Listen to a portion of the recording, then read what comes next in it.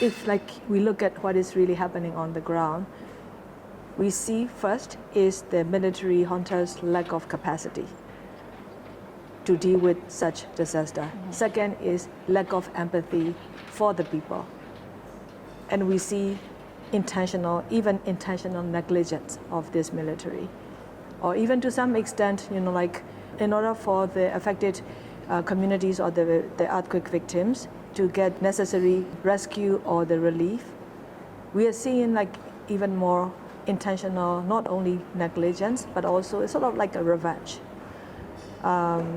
Overall, we can say that this military is in fact weaponizing the aid to the people.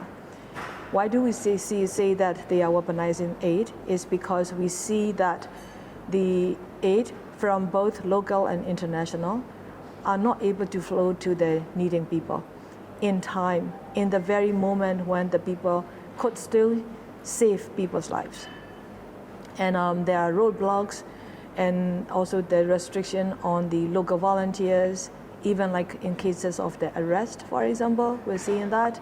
And international rescue missions from different countries with the good faith and goodwill that they want to come and really save the people's lives are not able to have the full access to the areas where they could still save lives. So I think it's a very intentional move by this military junta in how they block, obstruct the international aid and also the assistance rescue missions. And it's a part of their weaponization of the aid.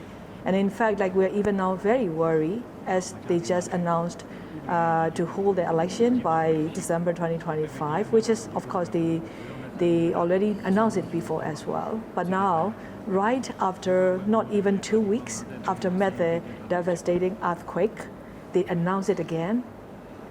What that tells me is that they are repeating the same old playbook of what they did back in 2008 during the Cyclone Nargis. They let the people die, and they manipulate and obstruct and weaponize the aid, international aid, even using as a bargaining chips to get the people's votes in order for them to adopt their military drafted 2008 constitution.